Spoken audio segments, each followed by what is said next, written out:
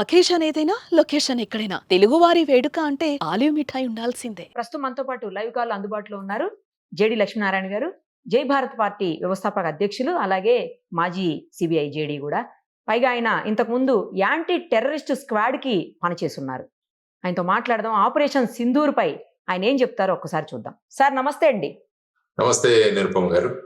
Sir, మొత్తానికి యుద్ధం మొదలైంది అని అనుకోవచ్చా? ఎందుకంటే ఆపరేషన్ సింధూర్ తోటి ఎక్కడెక్కడైతే పాకిస్తాన్ ఉగ్రవాదులు ఉన్నారో వాళ్ళందరినీ తుడిచిపెట్టేయాలి అని చెప్పేసి భారత ప్రభుత్వం నిర్ణయం తీసుకున్నట్లు కనిపిస్తా ఉంది. రాత్రి 1:05 నుంచి 1:30 వరకు కూడా కాల్పులు జరిగాయి అని చెప్పి మన ఆర్మీ అధికారులే ఇప్పుడు ప్రెస్లో మాట్లాడారు. సో దీన్ని ఎలా చూడాలి సార్? అసలు ఆపరేషన్ సింధూర్ ఎక్కడి వరకు వెళ్ళబోతోందని అనుకుంటున్నారు సార్ మీరు? ఆపరేషన్ సింధూర్ ని ప్లాన్ చేసి విజయవంతంగా ఎగ్జిక్యూట్ చేసిన మన భారతదేశ రక్షణ దళాలకు, వారిని మార్గదర్శనం చేస్తూ వారి వెంట ఉన్న ప్రధానమంత్రి గారు, తర్వాత రక్షణ మంత్రి గారు, హోంమంత్రి గారు, తర్వాత national security advisor Ajit Doval గారు, మిగతా వారందరికీ కూడా మొట్టమొదటిసారిగా మనం అభినందనలు తెలియజేయాలి. ఎందుకంటే ఏప్రిల్ 22వ తర్వాత రెండవ రోజున పహల్గావ్లో జరిగిన సంఘటన తర్వాత అనేక చర్చలు మనం రోజు టీవీ మాధ్యమాల్లో చూస్తూనే ఉన్నాం. యుద్ధం రాబోతోంది, ఆ తర్వాత ఇక పాకిస్తాన్ ఉండదు, ఇలా రకరకాల చర్చలు జరిగాయి. కానీ స్పష్టంగా ప్రధానమంత్రి గారు పహల్గావ్లో జరిగిన సంఘటనలో ఎవరైతే భాగస్వాములయ్యారో వారిని, వారి మద్దతుదారుల్ని, వారి కుట్రలో భాగస్వాములయ్యే వారిని భారతదేశం వదలదు, భూభాగంలో ఎక్కడున్నా కూడా వాళ్ళ మీద చర్యలు తీసుకుంటామని వారు చెబితే, మన అమిత్ షా గారు వచ్చేసి మిట్టి మే మిలా దేంగే అన్నారు ఆయన. తర్వాత రక్షణ మంత్రి గారు మూతోడికే జవాబు దేంగే అన్నారు. కాబట్టి ఈ విధంగా భారతదేశం యొక్క నిర్ణయం అన్నది చాలా స్పష్టంగా మనకు వెళ్ళింది. ఎప్పుడు కూడా భారతదేశం ఉగ్రవాదానికి వ్యతిరేకంగా పనిచేస్తుంది. దేశంలో ఉన్న నాగరికులు గాని వారి మీద కాదు, ఉగ్రవాదం మీద భారతదేశం ఎప్పుడు కూడా ఉక్కుపాదం మోపాలన్న కాంక్షతో ఉంటుంది. కాబట్టి ఈ మధ్య రోజుల్లో అనేక రంగాలు, అంటే మనం జనరల్ గా ముప్పేట దాడి అంటే మీరు చూసుకుంటే దౌత్యపరంగా మనం అనేక చర్యలు తీసుకున్నాం. దౌత్యపరంగా వాళ్ళ వీసాలు రద్దు చేయడం, తర్వాత వాళ్ళ ఎంబసీలో స్ట్రెంగ్త్ తగ్గించడం, ఆ తర్వాత వచ్చేసి ఇండస్ వాటర్ ట్రీటీ ఏదైతే ఉందో దాన్ని అబెయన్స్ లో పెట్టడం, తర్వాత మన భూభాగాన్ని, మన గగనతలాన్ని వాళ్ళ విమానాలు రానివ్వకపోవడం, వాళ్ళ షిప్స్ ఏవైతే ఉన్నాయో నౌకలు మన పోర్ట్లోకి రానివ్వకపోవడం, ఇలా రకరకాల చర్యలు మనం తీసుకున్నాం. ఆ తరువాత దౌత్యపరంగా ఈ చర్యలు తీసుకుంటూ అంతర్జాతీయ స్థాయిలో పాకిస్తాన్ని మళ్ళా ఒకసారి ఎక్స్పోజ్ చేశాం. అంటే ఈ పెహల్గావ్ దాడి వెనకాల, ఈ ఉగ్రవాదుల వెనకాల పాకిస్తాన్ ఐఎస్ఐ మరియు పాకిస్తాన్ దేశం కూడా ఉందని అన్ని దేశాలను మనం చెప్పడం వల్ల సుమారుగా 153 దేశాలు భారతదేశానికి మద్దతుగా పలికాయి. ఆ తర్వాత యునైటెడ్ నేషన్ సెక్యూరిటీ కౌన్సిల్లో నిన్న జరిగిన మీటింగ్ లో పాకిస్తాన్ ని మళ్ళా ఏకాకి చేసి వాళ్ళను తూర్పారబట్టారు నిన్న మీరు చూస్తే. ఆ తర్వాత పాకిస్తాన్ పార్లమెంట్ లోనే వాళ్ళ ఎంపీలే మాట్లాడారు, మనం ఎక్కడ యుద్ధం చేస్తాం, మీ ఎంపీలే రాలేదు ఇక్కడికి, మన దగ్గర డబ్బులు ఎక్కడ ఉన్నాయి, ఈ విధంగా మాట్లాడారు. సో ఇదంతా కూడా సైకలాజికల్ వార్ఫేర్ అన్నమాట. ఆ తర్వాత వాణిజ్య పరంగా కూడా అనేక చర్యలు, తర్వాత అంతర్జాతీయ సంస్థల నుంచి వాళ్ళకి నిధులు రాకుండా ప్రయత్నాలు కూడా మనం చేస్తున్నాం. జయశంకర్ గారు ముఖ్యంగా మనం ఇక్కడ మాట్లాడుకోవాలి. తర్వాత నిర్మలా సీతారామన్ గారు కూడా ఏషియన్ డెవలప్మెంట్ బ్యాంక్ తో వాళ్ళతో మాట్లాడడం, తర్వాత FATF అనే సంఘటన ఏదైతే ఉంటుందో ఫైనాన్షియల్ టాస్క్ ఫోర్స్ అన్నది, వాటిని కూడా ఫైనాన్షియల్ యాక్షన్ టాస్క్ ఫోర్స్, అంటే ఏ దేశం అయితే ఉగ్రవాదాన్ని ప్రోత్సహిస్తుందో, మనీ లాండరింగ్ ను ప్రోత్సహిస్తుందో అటువంటి దేశాలకు బయటి దేశాల నుంచి, బయటి సంస్థల నుంచి నిధులు రాకుండా వీరు చేస్తుంటారు. దాన్ని గ్రే లిస్ట్ అంటాము, తర్వాత వచ్చేసి రెడ్ లిస్ట్ అంటాం. కాబట్టి పాకిస్తాన్ ఇప్పుడు గ్రే లిస్ట్ లో తీసుకురావాలన్న ప్రతిపాదన జరుగుతుంది. కాబట్టి ఈ విధంగా వాళ్ళని ఆర్థికంగా, ఆ తర్వాత మనం అందరం మిలిటరీ ఏం చేస్తుందంటే, ఈ రోజు ఉదయం మీరు అన్నట్టు ఉదయం 1:05 వారు వెళ్లి ఈ విధంగా 9 స్థావరాలు, ఇంతకు ముందు బాలాకోట్ అన్న ప్రాంతానికి మాత్రమే పరిమితమై ఉన్నాం. కాబట్టి ఈసారి పాక్ ఆక్యుపైడ్ కాశ్మీర్, దాంతో పాటు పాకిస్తాన్ భూభాగంలో కూడా ఈసారి వెళ్ళాం. సుమారుగా 5 పాక్ ఆక్యుపైడ్ జమ్మూ అండ్ కాశ్మీర్ లో, తర్వాత 4 అంతర్జాతీయ బార్డర్ దాటుకొని కూడా మనం వెళ్ళాం. సుమారుగా 100 కిలోమీటర్లు కూడా లోపలికి వెళ్లి ఈసారి యాక్షన్ తీసుకోవడం జరిగింది. అందులో అనేక మంది ఉగ్రవాదులు ప్రాణాలు కోల్పోయారని, తర్వాత ఇప్పుడు జరిగిన బ్రీఫింగ్ లో ఆ విజువల్స్ కూడా ఇచ్చారు. ఎందుకంటే పాకిస్తాన్ ప్రతిసారి అంటుంది మాకేం జరగలేదు, ఊరికే భారతదేశం కల్లబుల్లి కబుర్లు చెప్తుంది. దానికోసం విజువల్ ఎవిడెన్స్ కూడా ఈరోజు అక్కడ ఇవ్వడం జరిగింది. వీటిని కరెక్ట్ గా ఐడెంటిఫై చేయడం, తర్వాత ఇవి ఉగ్రవాద సంస్థలు అన్నవి గుర్తించి వాళ్ళ ఇన్ఫ్రాస్ట్రక్చర్, వాళ్ళ బిల్డింగ్స్ అని తెలుసుకొని స్పష్టంగా చెప్పారు. మన దాంట్లో మేము ఎక్కడా కూడా మిలిటరీ ఇన్స్టలేషన్స్ గాని, ప్రజలకు సంబంధించినవి గాని వాటి మీద మేము దాడులు జరపలేదు. కాబట్టి ఇదంతా మనం చూసుకుంటుంటే ఏం తెలుస్తుందంటే భారతదేశం ఈ 22వ తారీఖు నుంచి ఈ విధంగా క్యాలిక్యులేషన్స్ చేసి అజిత్ డోవల్ గారి నేతృత్వంలో, సిడిఎస్ గారి నేతృత్వంలో ఇవన్నీ కూడా ప్లాన్ చేసి ప్రధానమంత్రి గారి ఆమోదంతో ఈ చర్యలు తీసుకోవడం అన్నది భారతదేశం ఎప్పుడు కూడా ఉగ్రవాదానికి వ్యతిరేకిస్తుంది అన్నది సుస్పష్టమైన మెసేజ్ చెప్పాం. ఇది ఫేజ్ 1 మాత్రమే అన్నది కూడా చెప్పాం. అంటే చాలా మంది అనుకోవచ్చు ఇది అయిపోయింది ఇంకేం ఉండదు.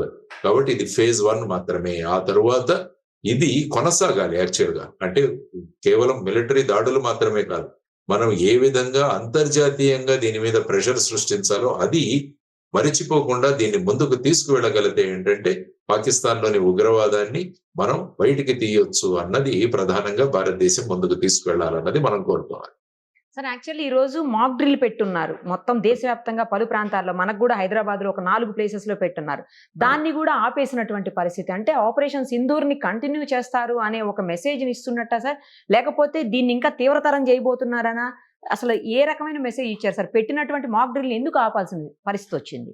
ముఖ్యంగా ఏంటంటే మాక్ డ్రిల్ అన్నది 1971వ సంవత్సరం నుంచి తర్వాత మళ్ళా మొదటిసారిగా మనం అమలు చేస్తాం. అందువల్ల ఏంటంటే చాలా ప్రిపరేషన్స్ అవ్వాలి. యాక్చువల్ గా మనకు ఏంటంటే ఆల్రెడీ ఒక యాక్షన్ తీసుకున్నాం, ఆపరేషన్ సింధూర్. కాబట్టి పాకిస్తాన్ ఏ విధంగా ప్రతిస్పందిస్తుంది అన్నది కూడా మనం చూడాల్సిన అంశం. కాబట్టి ఇటువంటి సమయంలో మాక్ డ్రిల్స్ అన్న వాటిని పెట్టి మళ్ళా పబ్లిక్ ని పెద్ద ఎత్తున రోడ్ల మీదకి తీసుకురావడం ఇవన్నీ కూడా కాకుండా సోషల్ మీడియా ద్వారా అనేక మెసేజ్లు చేస్తున్నాయి. మనకి ఏవైనా బాంబు దళాలు కానీ ఏమైనా జరిగితే ఏ విధంగా ప్రికాషన్స్ తీసుకోవాలని అక్కడ మన ఢిల్లీ నుంచే కూడా కొన్ని వీడియోస్ కూడా రిలీజ్ చేయడం జరిగింది. అక్కడ ఉన్న వివేక్ శ్రీవాత్సవ్ గారని director general of civil defence, ఆయన మా బ్యాచ్మెంటే. సో తను వీడియోస్ కూడా పెట్టడం జరిగింది ఏ విధంగా చర్యలు తీసుకోవాలి. కాబట్టి ఇప్పుడు ఆల్రెడీ మనం యాక్షన్ లో దిగాం కాబట్టి ప్రతి చర్యలు ఏ విధంగా ఉంటాయన్న దాన్ని పబ్లిక్ ను రోడ్డు మీద తెచ్చి మళ్ళా కాలేజెస్ లో, స్కూల్స్ లో తీసుకొచ్చి చేయడం కన్నా కొద్దిగా ఇది చూద్దాం అన్న దాని విధంగా వాటిని తాత్కాలికంగా పోస్ట్పోన్ చేయడం జరిగింది. ఆ తర్వాత ముఖ్యంగా ఇప్పుడు పాకిస్తాన్ ఆపరేషన్ సింధూర్ కి వాళ్ళు ఎల్ఓసిలో, లైన్ ఆఫ్ కంట్రోల్ లో వాళ్ళు ఆర్టిలరీ ఫైరింగ్స్ చేస్తున్నారని మనం వింటున్నాం. అవును సార్. కొంతమంది మన పౌరులు మరణించడము, తర్వాత వచ్చేసి గాయపడడం కూడా జరిగిందని చూస్తున్నారు. Correct sir. ఆ తర్వాత ఇప్పుడే జరిగిన బ్రీఫింగ్ లో కూడా వారు ఏం చెప్పారంటే మేము మళ్ళా కూడా బ్రీఫింగ్స్ చేస్తాము అని అన్నారు. అంటే దీంట్లో కూడా మనం అంతర్యం గమనిస్తే అందులో అక్కడ నుంచి వచ్చే రిపోర్ట్స్ ఏవైతే ఉంటాయో, అంటే ఎంత డ్యామేజ్ మనం చేశాం, ఎంతమందిని అక్కడ మట్టుబెట్టాం, ఆ తర్వాత పాకిస్తాన్ ఏం చర్యలు ఆలోచిస్తుంది, ఇవన్నీ కూడా చెప్పి భారతదేశ పౌరులు ఏ విధంగా సతర్కంగా ఉండాలని చెప్పి కూడా చెప్పే అవకాశం. కాబట్టి పాకిస్తాన్ ఈ చర్యలతో ఆల్మోస్ట్ డిమోరలైజ్ అయిపోయింది. వాళ్ళేదో మాట్లాడుతున్నారు, ఎందుకంటే మాట్లాడాలి, మేకపోతే గాంభీర్యాన్ని ప్రదర్శించాల్సిన అవసరం ఉంది వాళ్ళ మీద. కాబట్టి మేము కూడా సరి అయిన టైంలో, కరెక్ట్ టైంలో మేము కూడా చర్యలు తీసుకుంటామని వాళ్ళు చెబుతున్నారు. కానీ ఇప్పుడు మొత్తం అంతర్జాతీయంగా ఈ రోజు చూస్తే యునైటెడ్ స్టేట్స్ భారతదేశాన్ని సమర్థించింది, ఇజ్రాయెల్ భారతదేశాన్ని సమర్థించింది, మిగతా అన్ని దేశాలు కూడా భారతదేశానికి సెల్ఫ్ డిఫెన్స్ ఉంది, కానీ దీన్ని ఇంకా ఎస్కలేట్ చేయనివ్వకండి అని ఒక రిక్వెస్ట్ కూడా ప్రపంచ దేశాలు మనల్ని చేస్తుంది. సో ఈ విధమైన పరిస్థితులలో ఇప్పుడంతా కూడా పాకిస్తాన్ ఏ విధంగా రిప్లై ఇస్తుందన్న దాని మీద భారతదేశం యొక్క చర్యలు ఉండబోతున్నాయి. తర్వాత ఇంకా స్పెసిఫిక్ ఇన్ఫర్మేషన్లు ఏవైనా చేయాల్సిన ఉంటే వాటి మీద కూడా ఈ ఆపరేషన్ సింధూర్ అన్నది ఫేజ్ 2 కూడా అవ్వచ్చు. ఇది వెంటనే ప్రొలాంగ్డ్ గా జరగాలి. అంటే ముఖ్యంగా మిలిటరీ పరంగా కాకపోవచ్చు కానీ దౌత్య పరంగాను, వాణిజ్య పరంగాను ఆ ప్రెషర్ అన్నది మనం కొనసాగిస్తూ పాకిస్తాన్ వాళ్లే స్వయంగా వాళ్ళ దగ్గర ఉన్న టెర్రరిస్ట్ బేసుల్ని వాళ్లే కూలగొట్టే విధంగా మనం భారతదేశాన్ని వాళ్ళ కాళ్ళ దగ్గరికి తీసుకురావాలి అన్నది భారతదేశం ఆలోచించే విధానం అని నేను అనుకుంటాను. ఆ విధమైన పరిస్థితి కూడా వస్తుంది త్వరలో అన్నది నా అంచనా. సార్ కొంతమంది అనవసరంగా భయపెట్టిస్తున్నారో లేకపోతే మరి ఏం చెప్పదలుచుకున్నారో తెలియదు కానీ ఒక 2-3 వారాల పాటు చాలా ప్రాబ్లం అయిపోతుంది, ప్రత్యక్ష యుద్ధం వచ్చేస్తుంది, మిలిటరీ మొత్తం దిగిపోయి ఏదేదో జరిగిపోతుంది, ఇక్కడ బాంబులు పడిపోతాయి, హైదరాబాద్లో కూడా బాంబులు పడిపోతాయి, ఏకంగా హుస్సేన్ సాగర్లో కూడా బాంబులు పడిపోతాయి అని రకరకాలైనటువంటి కామెంట్లు చేస్తూ 2-3 వారాలకు సరిపడా నిత్యావసరాలన్నీ దగ్గర పెట్టుకోండి, ప్రజలు బయటకు రావడానికి కూడా ఇబ్బంది పడతారు, ఇట్లాంటి కామెంట్స్ చేస్తా ఉన్నారు. అది ఎంతవరకు నిజం సార్? ఎప్పుడు కూడా ప్రభుత్వం నుంచి వచ్చే సూచనలు ఏవైతే ఉంటాయో వాటిని మనం ఫాలో అవ్వాలి. ఎందుకంటే ఈ సోషల్ మీడియాలో ప్రతి ఒక్కరు వాళ్ళు విపరీతమైన జ్ఞానంతో చెప్తుంటారు. ఈవెన్ కోవిడ్ కాలంలో కూడా ఇలాగే ఉండేది. కరెక్ట్ ఈవెన్ కోవిడ్ సమయంలో నా వాయిస్ పెట్టి కూడా ఒక ఆడియో చేశారు. అవును. అంటే ఆ విధంగా కొంతమంది ఉంటారు ఈ విధంగా వాళ్ళ ప్రభావాన్ని చూపించడానికని. కాబట్టి ప్రభుత్వం ఏదైతే మెసేజెస్ పెడుతుందో, ప్రభుత్వం ఏదైతే ఆథెంటిక్ వీడియోస్ ఏదైనా పెడుతుందో, ఆథెంటిక్ గా ప్రభుత్వం ఏదైతే సూచనలు ఇస్తుందో వాటిని ఫాలో చేయాల్సిన అవసరం. కాబట్టి వీరందరూ కూడా భయాందోళనలు సృష్టించి ప్రజలందరూ మార్కెట్లకు వెళ్ళిపోయి అక్కడి నుంచి కూరగాయలన్నీ కొనుక్కొనేసి నిత్యావసర వస్తువులు కొనేసుకొని బ్యాంకులో ఉన్న డబ్బులు విత్డ్రా చేసుకొని ఇవన్నీ కూడా ఒక రకమైన ఆనందాన్ని కొంతమంది పొందుతుంటారు. ఆ విధంగా చేసే చర్యలు ఇవి. కాబట్టి వీటి మీద ప్రజలు నమ్మకం పెట్టుకుంటే ప్రభుత్వం ఎప్పుడైనా సూచనలు ఇవ్వాలంటే అది స్పష్టంగా ఈ రోజు ఎలాగైతే ఇప్పుడు ప్రెస్ బ్రీఫింగ్ మనం చూసాము, లేకుంటే ప్రెస్ ఇన్ఫర్మేషన్ బ్యూరో ద్వారాను, లేకుంటే INB మినిస్ట్రీ నుంచి కానీ స్పష్ట సూచనలు ఇస్తుంది. వాటిని ఫాలో అవ్వాల్సిన అవసరం ఉందన్నది ప్రజలకు మనం సూచన తెలియజేయడం అవసరం. మిసైల్స్ నంబర్స్ తో సహా చెప్పేస్తున్నారు సార్. ఈ మిసైల్ పడిపోతుంది, ఆ మిసైల్ పడిపోతుంది, ఈ నెంబర్ తో మిసైల్, ఆ నెంబర్ తో మిసైల్ అని. అది వింటుంటే అసలు ఏ నాలెడ్జ్ తో చెప్తున్నారో కూడా అర్థం కావట్లేదు వాళ్ళు. బట్ అది ప్రజల్లో ఒక రకమైన భయాందోళనలు రేకెత్తిస్తుంది. మీరు అన్నట్లు రకరకాలైనటువంటి నిత్యావసరాల మీద, మిగతా వస్తువుల మీద కూడా స్కేర్సిటీ పడి అవి రేట్లు పెరిగిపోయే అవకాశం కూడా ఉంటుంది కదా సార్ అనవసరంగా. సో ఈ విధంగా ఏంటంటే మార్కెట్ లో ఆర్టిఫిషియల్ ఇది తయారు చేసి ఆ విధంగా బూస్టప్ చేసే ప్రయత్నాలు కూడా చేస్తుంటారు చాలా మంది. సో ఏంటంటే ఆర్థికంగా ఇంకా షాపుల్లో అమ్మకానికి పోని వస్తువులన్నిటి కూడా ఈ సందర్భాన్ని వినియోగించుకొని మనం అమ్మేద్దాం అన్న ప్రయత్నాలు కూడా జరుగుతుంటాయి. సో కాబట్టి ప్రజలందరికీ మీ ద్వారా సూచన ఏంటంటే ప్రభుత్వం యొక్క సూచనల కోసం మనం వెయిట్ చేద్దాం అన్నది మనం ఆలోచించుకోవాలి.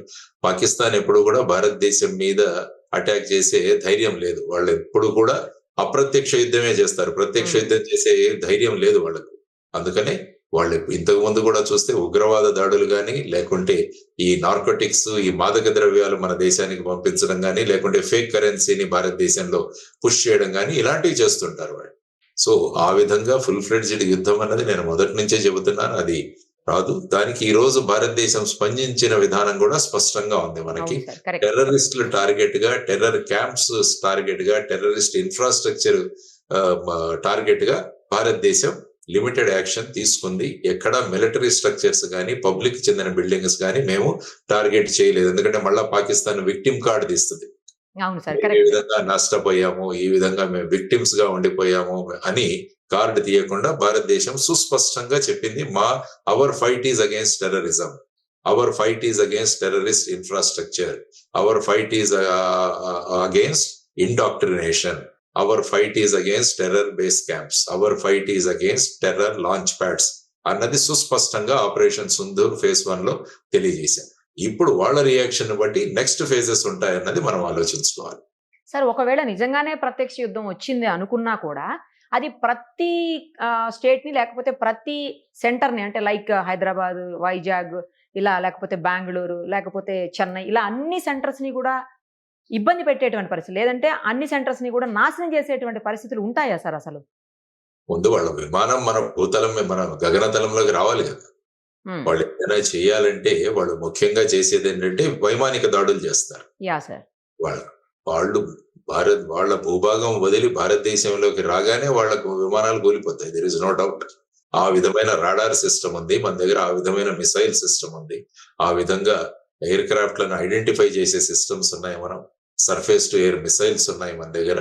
కాబట్టి ఆ విధమైన పరిస్థితులు అన్నవి రావు. ఇది కేవలం ఒక ముందు చర్య, ప్రజలు కూడా అప్రమత్తంగా ఉండాలన్నది. యాక్చువల్ గా నేను ఏమంటానంటే ఈ సివిల్ డిఫెన్స్ అన్నది మన పాఠ్యాంశంలో కూడా ఒక భాగం అవ్వాలి. ప్రతి సంవత్సరం కూడా వీటిని ప్రాక్టీస్ చేయాలి. కాబట్టి ఏంటంటే నాగరికులు అప్రమత్తం అవుతారు. మనం ఎటువంటి జాగ్రత్తలు తీసుకోవాలన్నది, ఇటువంటి డిసిప్లిన్ వస్తే పబ్లిక్ లో రేపు ఏదైనా సూచన ఇచ్చినా కూడా అందరూ ఫాలో అవుతారు. అంటే ఒక రకమైన సూచనను పాటించే ఒక తత్వాన్ని ప్రజల్లోకి తీసుకురావడం చాలా ముఖ్యం. అటువంటివి ఈ సివిల్ డిఫెన్స్ డ్రిల్స్ అన్నమాట. సో ఆ విధంగా ఇప్పుడు ప్రభుత్వాలు కూడా ఆలోచించాలి, పాఠ్యాంశంలో ఒక భాగం చేయాలి వీటిని. తర్వాత వీలైనన్ని కాలేజెస్ లో మళ్ళా ఎన్సిసి అన్నది తీసుకురావాలి. చాలా చోట్ల ఎన్సిసి ఇంతకుముందు ఉండేది సార్. అవును. ఇప్పుడు క్రమక్రమంగా తగ్గుతుంది. కాబట్టి ఏ విధంగా అయితే ఇజ్రాయెల్ గాని, మలేషియా గాని, సింగపూర్ గాని అందులో విద్యార్థులకు 2 సంవత్సరాల మిలిటరీ ట్రైనింగ్ కంపల్సరీ. ఉమ్, ఉమ్. సో దీన్ని పెట్టుకొని మనం అటువంటి వాటిలలో మనం పాఠ్యాంశాల్లో మార్పు రావాలి.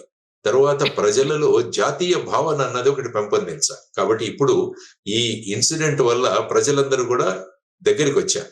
అవును. కాబట్టి ఈ విధంగా ఏకమైన ప్రజలను మళ్ళా కులాలని మతాలని విడిపోకుండా జాతీయ భావనలు వీళ్ళలో తీసుకొచ్చి నేషనలిజం దిశగా ప్రజలను తీసుకువెళ్ళడానికి కూడా దీన్ని ఉపయోగించుకొని మనం చేయగలిగితే ఏమవుతుందంటే మన కేవలం ఇటువంటి ఉగ్రవాద దాడులు కాదు, సమాజంలో జరిగే ఏ అన్యాయాన్నైనా కూడా ప్రజలు కలిసి ఎదుర్కోగలరు అన్న భావనలు మనం తీసుకురాగలిగితే అప్పుడు అది నిజమైన జాతీయవాద విధానంగా నేషనలిజం వైపు మనం ప్రజలు తీసుకోవడానికి ఈ అవకాశాన్ని వినియోగించుకోవాలని కూడా నేను అంటున్నాను. కరెక్ట్ చెప్పారు సార్. సార్ ఇప్పుడు ఈ మాక్ డ్రిల్స్ కానీ లేదా సివిల్ డిఫెన్స్ చేసేటువంటి డ్రిల్స్ కానీ అవి రియల్ గా అనిపించేలాగా చేస్తారు కదా సార్.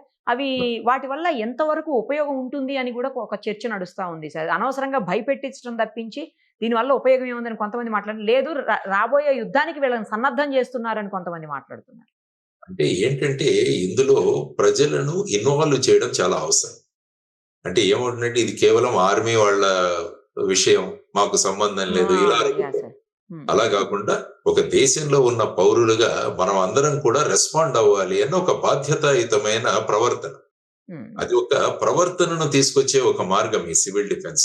అది ఎలాగా తెలుసు, మనకు యుద్ధం రాదు, అందులో ఏమీ జరగదని. అయినా కూడా సందర్భం వచ్చింది కాబట్టి దాన్ని ఉపయోగించుకొని ప్రజల యొక్క ఆలోచన విధానం, వాళ్ళ ప్రవర్తనలో ఒక సుసూత్రీకరణ తీసుకురావడం, ఒక క్రమశిక్షణ తీసుకురావడం అన్నది ముఖ్యంగా దీనిలో ఉన్న ప్రధానమైన ఉద్దేశం. కాబట్టి చెప్పేవాళ్ళు చెబుతూనే ఉంటారు రకరకాల వాళ్ళు. Yeah sir. ఎందుకంటే మన దాంట్లో దేశం గురించి ఆలోచించే తత్వం తగ్గిపోతుంది. మనం ఎప్పుడు కూడా మన ఇల్లు మనది ఆలోచిస్తున్నాం. కాబట్టి ఇప్పుడు దేశం గురించి ఆలోచించాల్సిన పరిస్థితి వచ్చింది. కాబట్టి కనీసం ఎప్పుడైనా కూడా మన గోడలను బద్దలు కొట్టుకొని మనం దేశం యొక్క అభివృద్ధి, దేశం పట్ల మన అభిమానము, వీటి దిశగా మనం అందరం కూడా ముందుకు వెళదామన్నది అందరూ ఆలోచించాల్సిన అంశం. కాబట్టి ఈ అతి తెలివితేటలు ఉన్న కొంతమంది ఈ విధంగా ప్రతిదాన్ని విమర్శించే వాళ్ళు ఉంటారు. సో వాళ్ళు వాళ్ళ ప్రవర్తనను తగ్గించుకొని, ప్రభుత్వం కూడా స్పష్టంగా చెప్పింది ఇటువంటి వీడియోలు, ఇటువంటి వాట్సాప్లు, ఇటువంటి సోషల్ మీడియాలో పెట్టే వాళ్ళ మీద చర్యలు తీసుకుంటామని కూడా స్పష్టంగా అవును చేశారు. సార్. కరెక్ట్. కాబట్టి అటువంటి అతి ఉత్సాహపరులను కూడా మనం నియంత్రించాలి అన్నది మనం ఆలోచించాలి. సార్ ఇప్పుడు ఈ ఆపరేషన్ సింధూర్ తోటి పీఓకే ఏదైతే ఉందో పాక్ ఆక్యుపైడ్ కాశ్మీర్ని మనం ఇంకా కంప్లీట్ గా మన అధీనంలోకి తెచ్చుకునే, అంటే ఇది కంటిన్యూ చేస్తే మన అధీనంలోకి తెచ్చుకునే అవకాశం అనుకోవచ్చా సార్? అంటే ఏంటంటే అది తెచ్చుకోవచ్చు, కానీ మళ్ళా ఏంటంటే పాకిస్తాన్ ఒక విక్టిమ్ కార్డు ప్రయోగిస్తుంది. ఓకే. మనం యాక్చువల్ గా 1947-48లో జరిగిన ఆ యుద్ధం అప్పుడు మనమే ఈ విషయాన్ని యునైటెడ్ నేషన్స్ దగ్గరికి తీసుకెళ్ళాం. ఓకే. మనమే ఈ భూభాగాన్ని మన ఆర్మీ వాళ్ళు ఇప్పుడు ప్రస్తుతం ఉన్న పాక్ ఆక్యుపైడ్ కాశ్మీర్ వరకు ఈవెన్ శ్రీనగర్ నుంచి వెనక్కి తోశారు వాళ్ళందరూ. తర్వాత ఈ పిఓకే ప్రస్తుతం ఉన్న పరిస్థితులు ఏమైందో అప్పుడు యుఎన్ కి తీసుకెళ్లడం జరిగింది మనం ఈ విషయాన్ని. కాబట్టి యుఎన్ అన్నది అప్పుడు మధ్యవర్తి చేసుకుంటూ ఇప్పుడు ఏ భాగం అయితే పాకిస్తాన్ లో ఉందో అక్కడ ఎల్ఓసి చేశారు. లేకుంటే మనకి ఇంటర్నేషనల్ బార్డర్ ఉండేది. రాడ్క్లిఫ్ లైన్ అని పార్టీషన్ కు ముందు ఒక ఇంజనీరు భారత పాకిస్తాన్ మధ్య ఆ బార్డర్ ని గీశాడు. దాన్ని రాడ్క్లిఫ్ లైన్ అంటాం. ఎలాగైతే భారతదేశం చైనా మధ్య ఉన్న లైన్ మెక్మోహన్ లైన్ అంటాము, అదే విధంగా దీన్ని రాడ్క్లిఫ్ లైన్ అంటే ఇక్కడ తర్వాత ఈస్ట్ పాకిస్తాన్ ఈ రెండింటికి కూడా గీతలు గీయడం జరిగింది. ఇప్పుడు ఏమైందంటే ఆ 1947-48లో పాకిస్తాన్ వాళ్ళు ఇటు రావడం వల్ల ఆ ఇంటర్నేషనల్ బార్డర్ తర్వాత పాకిస్తాన్ కొంత భూభాగంలో ఎల్ఓసి అంటున్నాం దాన్ని, లైన్ ఆఫ్ కంట్రోల్. సో ఇప్పుడు ఆ విధమైన పరిస్థితిలో ఉంది. కాబట్టి ఇప్పుడు భారతదేశం పాకిస్తాన్ పిఓకేని మళ్ళా తీసుకురావాలి ఖచ్చితంగా. ఆ తర్వాత మీరు చూసుకుంటే జమ్మూ అండ్ కాశ్మీర్ అసెంబ్లీలో కూడా ఒక 10 సీట్లు పిఓకే వాళ్ళ కోసం పెట్టడం జరిగింది. అవును సార్, కరెక్ట్. అంటే దాని ద్వారా భారతదేశం యొక్క ఉద్దేశం ఏంటంటే ఇది మా భూభాగం. ఎందుకంటే మనం భారతదేశం పటం వేసినా కూడా ఫుల్ జమ్మూ కాశ్మీర్ ఉంటుంది మనది, ఎందుకంటే ఆల్రెడీ మనది అది. సో దాన్ని ఆ విధంగా భావిస్తున్న సందర్భంలో ఇప్పుడు ఆ యునైటెడ్ నేషన్స్ యొక్క మధ్యస్థిత్వంలో ఈ విధమైన పరిస్థితులలో తర్వాత ఏంటంటే ఆ ప్రాంతంలో ఉన్న ప్రజలు కూడా మనతో ఉండాలి అన్న భావనలు వాళ్ళలో తీసుకురావాలి. ఉమ్, లేకుంటే ఏమవుతుందంటే వాళ్ళు భారతదేశం విరోధంగా ఉంటే వాళ్ళతోనే మన వనరులన్నీ కూడా అక్కడ డైవర్ట్ చేయాల్సి వస్తుంది. వాళ్ళను బుజ్జగించాల్సింది. ఈ పరిస్థితులు రాకుండా మేమే భారతదేశంలో కలిసిపోతామన్న విధానం వాళ్ళలో గనక రాగలిగితే ఏమవుతుందంటే వాళ్ళు భారత పౌరులుగా మన దాంట్లో మిక్స్ అవుతారు వాళ్ళు. Yeah sir. లేకుంటే ప్రతిసారి వాళ్ళు వేరు విధంగా ఆలోచించడము, అక్కడ మళ్ళా ఉగ్రవాద చర్యలు ఏర్పడడం, మన ఆర్మీ అంతా కూడా అక్కడ డిప్లాయ్ చేయడం, ఇవన్నీ కూడా మనకు అడిషనల్. సుమారుగా 53 లక్షల మంది ఉన్నారు వాళ్ళకి. మనకున్న జనాభాకు మళ్ళా ఒక 53 లక్షలు. అక్కడ ఏంటంటే పరిస్థితులు చాలా అధ్వానంగా ఉన్నాయి.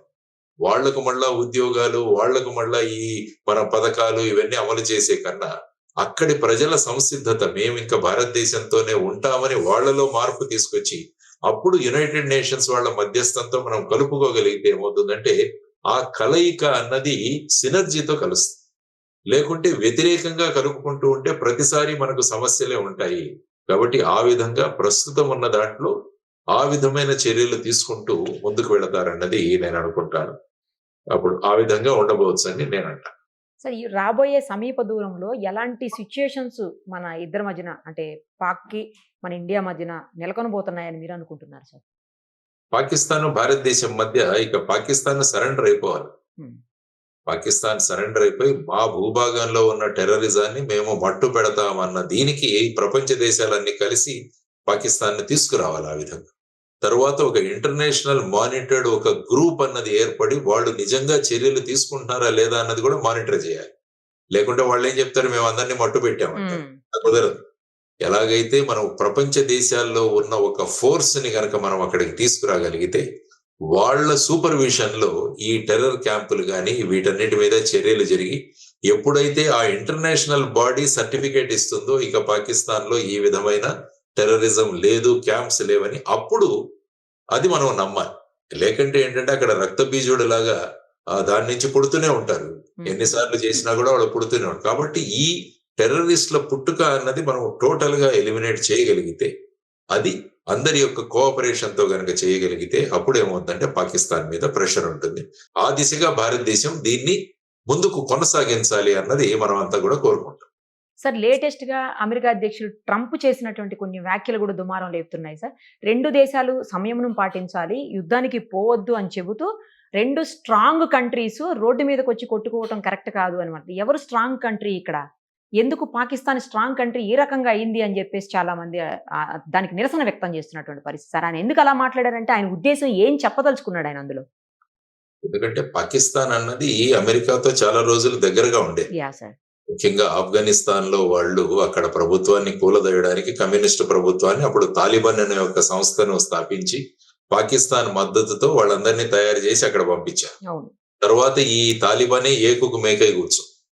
ఈ తాలిబాన్ వాళ్లే వెళ్లి మళ్ళా 2001 లో వాళ్ళ ట్విన్ టవర్స్ ని వాటిని అటాక్ చేయడంలో వీళ్ళందరూ ఉన్నారు. సో వాళ్ళను మళ్ళా మట్టు పెట్టడానికి మళ్ళా పాకిస్తాన్ నే ఉపయోగించుకుంది అమెరికా. సో వాళ్ళను ఆ విధంగా తయారు చేసిన వాళ్ళు మళ్ళా, ఎందుకంటే ఆ సమయంలో పాకిస్తాన్ యుఎస్ ఫోర్సెస్ వచ్చి ఆఫ్ఘనిస్తాన్ లో ఉన్నాయి తాలిబాన్ కు వ్యతిరేకంగా. సో అప్పుడు మళ్ళా ఏమైంది, ఫైనల్ గా ఇక వీళ్లతో వద్దని చెప్పేసి విత్డ్రా చేసుకున్నారు. కాబట్టి అమెరికన్ ఫోర్సెస్ ఆఫ్ఘనిస్తాన్ లో ఉన్న సమయంలో పాకిస్తాన్ వాళ్ళ మద్దతు ఉండింది వాళ్ళకి. కానీ క్రమక్రమంగా 2021 తర్వాత అది దూరం అయిపోయింది. జో బైడెన్ వచ్చిన తర్వాత వాళ్ళని విత్డ్రా చేసేసారు. సో దానివల్ల ఏమవుతుందంటే పాకిస్తాన్ చాలా దగ్గరగా ఉన్న దేశం. వాళ్ళకి F-16లు కానీ ఇవన్నీ కూడా చాలా సరఫరా చేస్తారు. F-16 విమానాలు ఏవైతే యుద్ధ విమానాలు ఉన్నాయో లేటెస్ట్, వాటన్నింటి కూడా పాకిస్తాన్ కి ఇచ్చి ఉన్నారు. సో అటువంటి పరిస్థితుల్లో పాకిస్తాన్ యొక్క అనుబంధాన్ని, వారితో ఉన్న అనుబంధాన్ని వాళ్ళంత త్వరగా తీసేది. అందుకనే రెండు దేశాల గురించి ఇరు దేశాలు మాకు మిత్రులే అని కూడా ట్రంప్ గారు మాట్లాడారు. ఇప్పుడు రెండు దేశాల దగ్గర అణ్వస్త్రాలు ఉన్నాయి కాబట్టి మీరు సంయమనం పాటించండి అని కూడా వారు చెబుతున్నారు. జనరల్ గా ఈ రెండు దేశాలు అణ్వస్త్రాలు ఉన్న దేశాలు ఈ విధంగా. తర్వాత ఏంటంటే ముఖ్యంగా భారతదేశం ఒక పెద్ద మార్కెట్ అమెరికా. సో ఆ విధంగా భారతదేశం కూడా ఈ మధ్య కాలంలో అమెరికాకు దగ్గర అవుతుంది. భారతదేశం యొక్క ప్రాముఖ్యతను కూడా అమెరికా తెలిసింది. ఎందుకంటే భారతదేశంలో ఉన్నవారే వాళ్ళ MNCs అందరికి కూడా CEOలుగా ఉంటున్నారు. భారతదేశం మీద చాలా ఆధారపడి ఉంటుంది. తర్వాత అక్కడి ప్రోడక్ట్స్ కూడా ఇక్కడ మార్కెట్ ఎక్కువగా ఉంటుంది. కాబట్టి భారతదేశాన్ని దూరం చేసుకోగలదు. కానీ ప్రపంచ దౌత్యం ఎలా ఉంటుందంటే అటు అమెరికా కావచ్చు, ఇటు చైనా కావచ్చు, ఇటు రష్యా కావచ్చు, వారి వారి ప్రాబల్యం పెంచుకోవడానికి వాళ్ళు ప్రయత్నం చేస్తుంటారు. అందుకనే వాళ్ళు పాకిస్తాన్ కూడా ఒక కార్డుగా పెట్టుకుంటారు. సో డైరెక్ట్ గా మేము వాళ్ళని రిజెక్ట్ చేయం. ఇవంతా కూడా వాళ్ళ ఇంటర్నేషనల్ లెవెల్లో జియో పాలిటిక్స్ లో ఇవన్నీ కూడా ఉపయోగిస్తారు. అందుకనే ఈ విధంగా చెబుతున్నారు వారు. కాబట్టి ఇరు దేశాలు కూడా ఈ ఎస్కలేట్ చేయొద్దు, దీన్ని పరిష్కరించుకోండి అని వారు అంటున్నారు. యునైటెడ్ అరబ్ ఎమిరేట్స్ కూడా అన్నారు, మిగతా దేశాలు కూడా కోరుతున్నాయి. కాబట్టి భారతదేశం ఈ రోజు మిలిటరీ చర్యలు చేసింది. కాబట్టి నెక్స్ట్ మిలిటరీ చర్య ఏదైతే ఉంటుందో అది పాకిస్తాన్ యొక్క రెస్పాన్స్ మీద ఆధారపడి ఉంటుందని మనం చూడాలి. Let us see sir. Thank you sir. Thank you so much. Suman టీవీలో మీ పర్సనల్ అండ్ బిజినెస్ ప్రమోషన్స్ కోసం కింది నెంబర్కి కాంటాక్ట్ చేయండి.